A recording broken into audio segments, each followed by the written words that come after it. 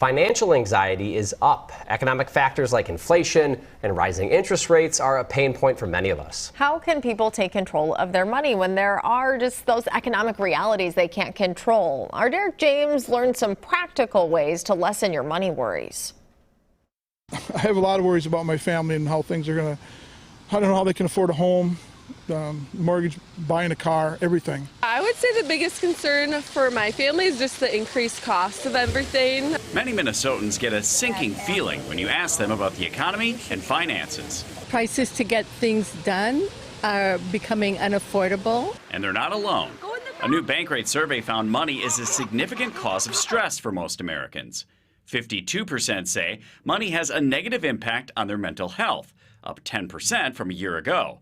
Among those, 82% say feelings of stress, anxiety, loss of sleep, and depression are caused by economic factors. The increase is really driven by inflation, first and foremost, and also adjacent topics like day-to-day expenses being too high and not having enough savings.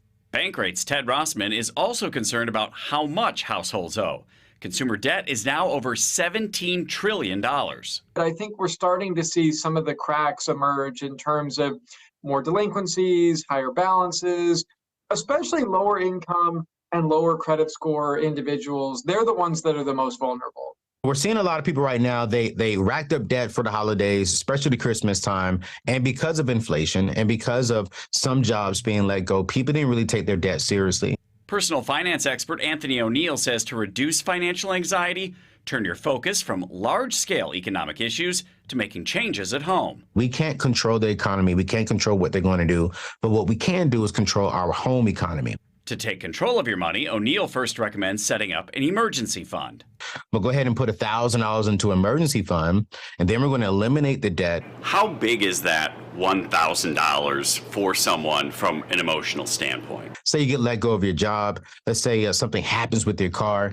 You're still a little stressed, let's be honest there, but you're not as stressed because you have something to fall back on, and it buys you time to go ahead and put a system and a strategy in place to recoup those funds. Then the goal becomes paying off credit card debt so you can save and invest. You need to aggressively attack this because the quickest pay raise we all can get is eliminating debt, and especially debt with high interest rates.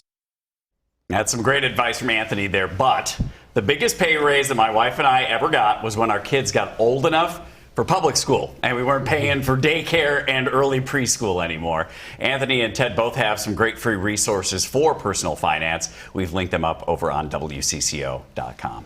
I like this because more people are talking about it. Like, there's streaming shows out there that are like talking about your debt and making it not as taboo. And I think that that's helpful for people to actually be able to talk about it openly. Absolutely. And one of the things that we've seen is people want to be educated about it. That's the other thing with those videos and any of those resources that are out there. Most of them are free. You don't need to necessarily go to a credit counselor. You don't need to go to somebody like that. There are so many great resources that you can get at the touch of a finger. Exactly. You're already paying for Netflix, so you might as well watch something informative on it. So much of this we're not taught, even like from an objective perspective in school, you know. And a lot of jokes about that I've seen recently too. Like, I wish someone showed me that stuff. I got a credit card when I walked onto college campus. I remember they gave you some kind of stupid reward or trinket for getting it, and you had no idea what the interest rate was on that card. Learning the hard way. All right. Thanks, Derek. Thank you.